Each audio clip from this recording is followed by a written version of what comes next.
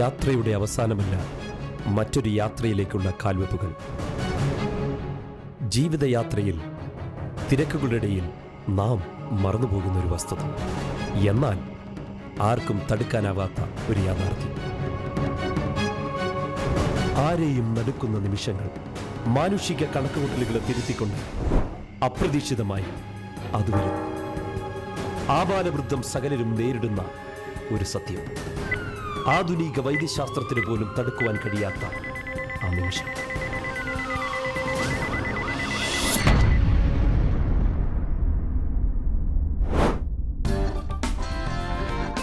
യൗവനത്തിന്റെ പ്രസരിപ്പോടെ ഇതാ നവീൻ, സമൂഹത്തിന്റെ ദൃഷ്ടിയിൽ ഭാഗ്യവാൻ, ഉന്നത വിദ്യാഭ്യാസവും നല്ല ജോലിയും കൈനിറയെ പണവുമുള്ളവൻ. തന്റെ ആരോഗ്യത്തിലും സൗഭാഗ്യത്തിലും ആനന്ദിക്കുകയും കൂട്ടുകാരോടൊത്ത് സന്തോഷിക്കുകയും ചെയ്യുന്ന ഈ നവീൻ, ജീവിതത്തിൽ ഒരിക്കലും തളരില്ല എന്ന് കരുതിയ നവീൻ ഇതാ ഒരു ചോദ്യത്തിന് മുമ്പിൽ തളരുന്നു. ജീവിതം ആസ്വദിക്കാൻ തുടങ്ങിയതേ ഉള്ളൂ, ആഘോഷത്തിന്റെ തുടക്കത്തിലേ അവസാനമായോ? ഹോ, എൻ്റെ എല്ലാ സ്വപ്നങ്ങളും ഇവിടെ തീരുകയാണോ? എൻ്റെ കൂട്ടുകാരില്ലാത്ത ഈ യാത്ര, ഞാൻ ഒറ്റപ്പെട്ടു പോയല്ലോ. എൻ്റെ അധ്വാനമെല്ലാം നിഷ്ഫലമായോ? അയ്യോ, എനിക്ക് ചിന്തിക്കാനേ വയ്യ.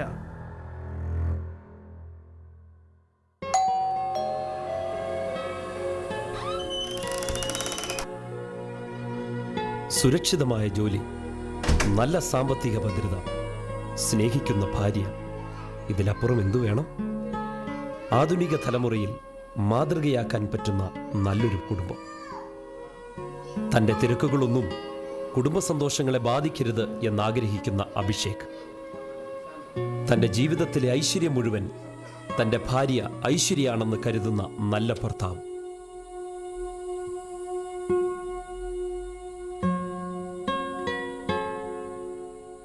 തൻ്റെ ക്ഷീണമെല്ലാം ഈ സന്തോഷത്തിൽ അദ്ദേഹം മറക്കുന്നു. ഈ സന്തോഷങ്ങളെയെല്ലാം തച്ചുടച്ചുകൊണ്ട് ഇതാ ആ നിമിഷം.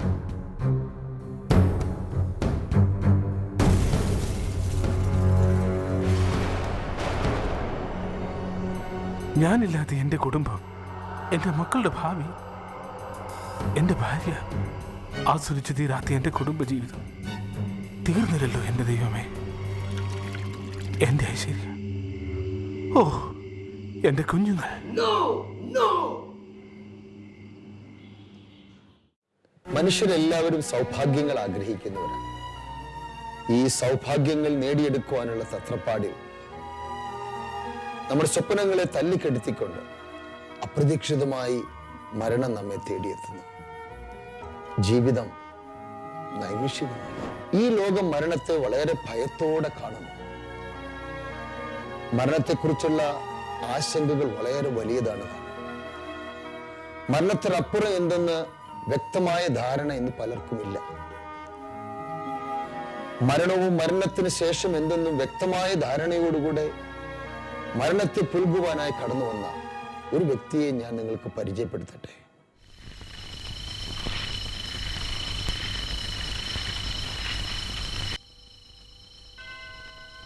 പിതാവേ, ലോകാരംഭത്തിന് മുൻപ് തന്നെ നീ എന്നെ മഹിമപ്പെടുത്തിയതുപോലെ ഇപ്പോഴും എന്നെ മഹിമപ്പെടുത്തണമേ.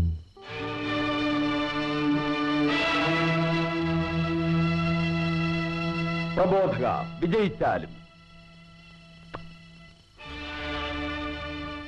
സ്വീകരിക്കാൻ തന്ന ചുംബനം ഒറ്റിക്കൊടുക്കുവാനും തരുന്നുവോ യൂദാസ്?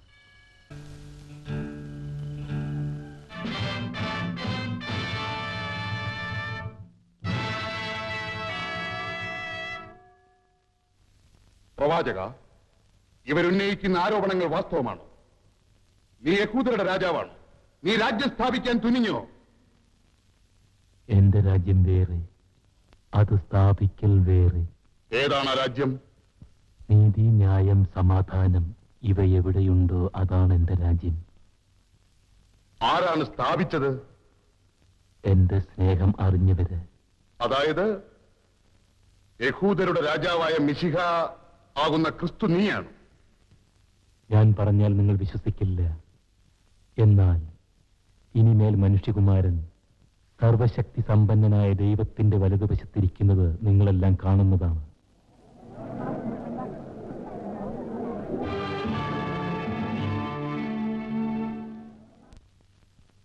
ഇരുപത്, 21,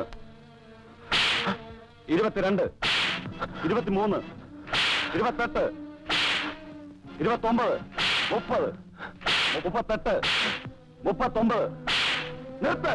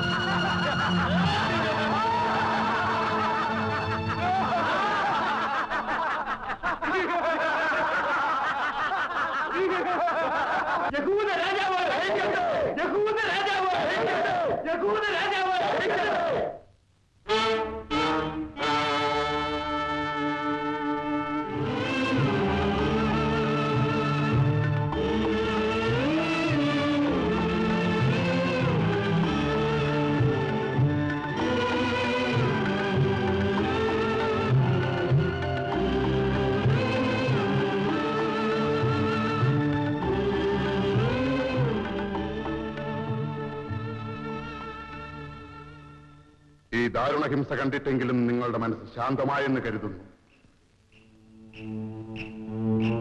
ഇല്ല ഇല്ല, അവനെ കുരിശിലേറ്റാലേ ഞങ്ങളുടെ മനസ്സ് ശാന്തമാകും. അവനെ ക്രൂശിക്കുക.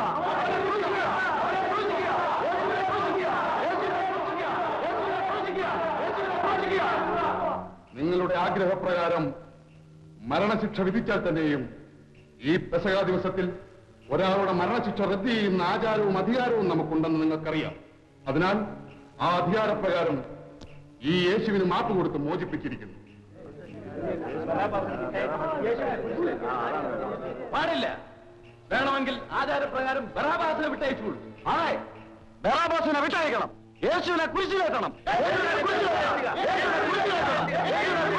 തിരിച്ചുവരിക്കാരനും കൊലയാളിയും രാജ്യദ്രോഹിയും അവനെ വിട്ട് നിങ്ങൾ യഹൂദരുടെ രാജാവായ ഈ യേശുവിനെ കുരിശിലേറ്റണം. ഞങ്ങളുടെ ഒരു രാജാവല്ല, ഈശ്വരാണ് ഞങ്ങളുടെ രാജാവ്. യേശുവിനെ കുരിശിലേറ്റി ബറാബാസിനെ വിട്ടയക്കണം. ഈ പ്രജകൾ പറഞ്ഞതിനെതിരായി യേശുവിനെ വിടാനാണ് വിചാരിക്കുന്നതെങ്കിൽ രാജ്യദ്രോഹിയെ വെറുതെ വിട്ടെന്ന് സീസറിനോട് പരാതി പറയുന്നതാണ്.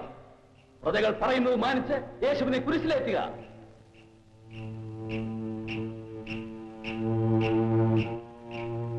ഈ പാപം നമ്മുടെ മേലും നമ്മുടെ മക്കളുടെ മേലും ഉണ്ടാകാതിരിക്കട്ടെ. നീതിന്യായ പീഠങ്ങൾ നിരപരാധിയെന്ന് വിധി എഴുതിയവൻ ഞങ്ങളുടെ മേലും ഞങ്ങളുടെ മക്കളുടെ മേലും ഉണ്ടായിക്കൊള്ളട്ടെ. യേശുവിനെ കുരിശിലേറ്റുക.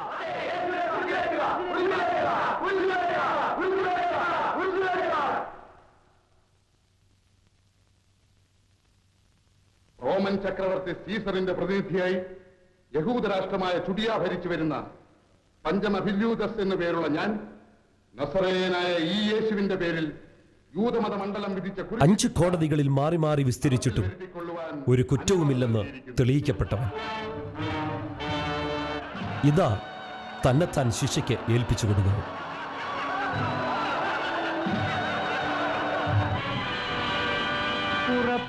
ഇത് ഒരു പ്രവചനത്തിന്റെ നിവൃത്തീകരണം. യേശു ഭൂമിയിൽ ജനിക്കുന്നതിന് 650 വർഷങ്ങൾക്ക് മുൻപ് പ്രവാചകനായ യെശയ്യാവ് ഇത് ലോകത്തോട് വിളിച്ചു പറഞ്ഞു. അവൻ മനുഷ്യരാൽ നിന്ദിക്കപ്പെട്ടും ത്യജിക്കപ്പെട്ടും വ്യസനപാത്രമായും രോഗം ശീലിച്ചവനായും ഇരുന്നു. അവനെ കാണുന്നവർ മുഖം മറച്ചു കളയത്തക്കവണ്ണം അവൻ നിന്ദിതനായിരുന്നു. നാം അവനെ ആദരിച്ചതുമില്ല. സാക്ഷാൽ നമ്മുടെ രോഗങ്ങളെ അവൻ വഹിച്ചു, നമ്മുടെ വേദനകളെ അവൻ ചുമന്നു. നാമോ ദൈവം അവനെ ശിക്ഷിച്ചും അടിച്ചും ദണ്ഡിപ്പിച്ചുമിരിക്കുന്നു എന്ന് വിചാരിച്ചു. എന്നാൽ അവൻ നമ്മുടെ അതിക്രമങ്ങൾ നിമിത്തം മുറിവേറ്റും നമ്മുടെ അകൃത്യങ്ങൾ നിമിത്തം തകർന്നുമിരിക്കുന്നു. നമ്മുടെ സമാധാനത്തിനായുള്ള ശിക്ഷ അവന്റെ മേലായി, അവന്റെ അടിപ്പിണരുകളാൽ നമുക്ക് സൗഖ്യം വന്നിരിക്കുന്നു. മനുഷ്യൻ ചെയ്തൊരു പാപം മരക്കുരിശായ തോളിലേറി.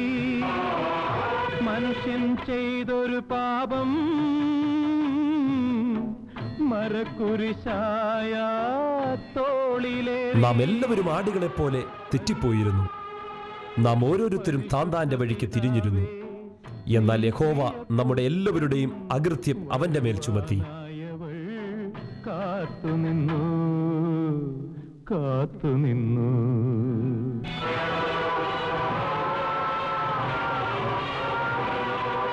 തന്നെത്താൻ താഴ്ത്തി വായെ തുറക്കാതിരുന്നിട്ടും അവൻ പീഡിപ്പിക്കപ്പെട്ടു. കൊല്ലുവാൻ കൊണ്ടുപോകുന്ന കുഞ്ഞാടിനെ പോലെയും രോമം കത്തിരിക്കുന്നവരുടെ മുൻപാകെ മിണ്ടാതെയിരിക്കുന്ന ആടിനെ പോലെയും അവൻ വായെ തുറക്കാതെയിരുന്നു. അവൻ പീഡനത്താലും ശിക്ഷാവധിയാലും എടുക്കപ്പെട്ടു. ജീവനുള്ളവരുടെ ദേശത്ത് നിന്ന് അവൻ ഛേദിക്കപ്പെട്ടു എന്നും എന്റെ ജനത്തിന്റെ അതിക്രമ നിമിത്തം അവന് ദണ്ഡനം വന്നു എന്നും എന്റെ തലമുറയിൽ ആർ വിചാരിച്ചു. അവൻ സാഹസമൊന്നും ചെയ്യാതെയും അവന്റെ വായിൽ വഞ്ചനയൊന്നും ഇല്ലാതെയും ഇരുന്നിട്ടും അവന് ദുഷ്ടന്മാരോടുകൂടെ ശവക്കുഴി കൊടുത്തു. അവന്റെ മരണത്തിൽ അവൻ സമ്പന്നന്മാരോട് കൂടെയായിരുന്നു.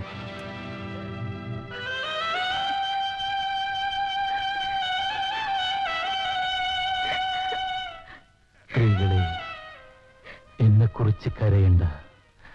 നിങ്ങളെക്കുറിച്ചും നിങ്ങളുടെ മക്കളെക്കുറിച്ചും കരയുക. എന്നാൽ അവനെ തകർത്തു കളയുവാൻ യഹോവയ്ക്ക് ഇഷ്ടം തോന്നി. അവന് കഷ്ടം വരുത്തി. അവന്റെ പ്രാണൻ ഒരകൃത്യയാഗമായി തീർന്നിട്ട് അവൻ സന്തതിയെ കാണുകയും ദീർഘായുസ് പ്രാപിക്കുകയും യഹോവയുടെ ഇഷ്ടം അവന്റെ കയ്യാൽ സാധിക്കുകയും ചെയ്യും.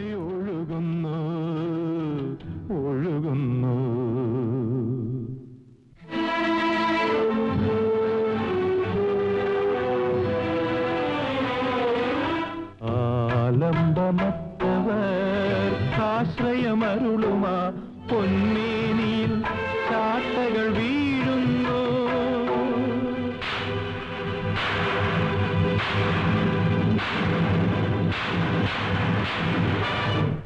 അജയ്യനവനും തളരുന്നുവെന്നോ അബലകൾ തേങ്ങി കരയുകയല്ലേ കരയുകയല്ലേ. പുറപ്പെടുന്നു സ്നേഹരഥം, പിറന്നിടുന്നു ക്ഷമായുഗം. മനുഷ്യനായി നീ ദൈവമേ, മനുഷ്യനായി നീ ദൈവമേ. ഉരുകി നൽകി കാന്തിപഥം, പുറപ്പെടുന്നു സ്നേഹരഥം.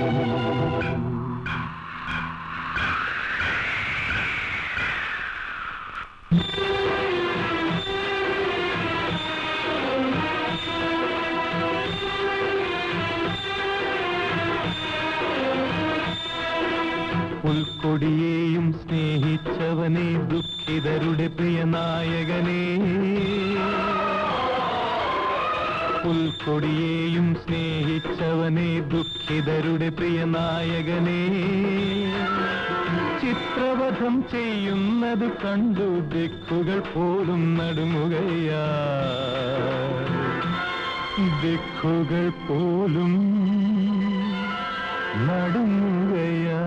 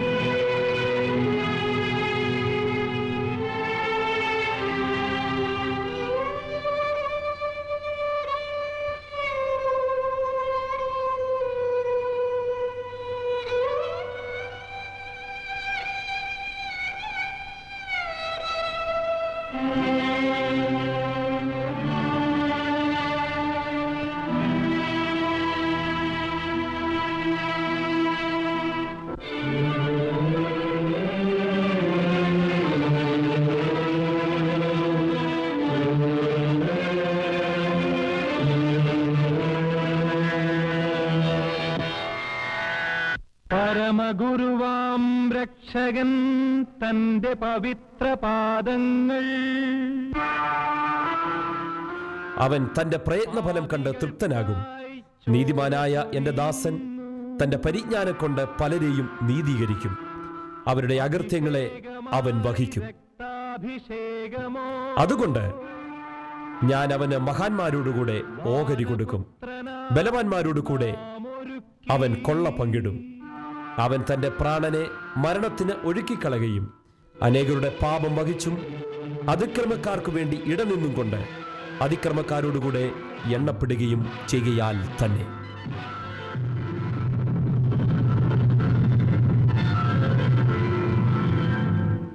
കല്ലുകൾ പോലും കരയും നീ വീടേ.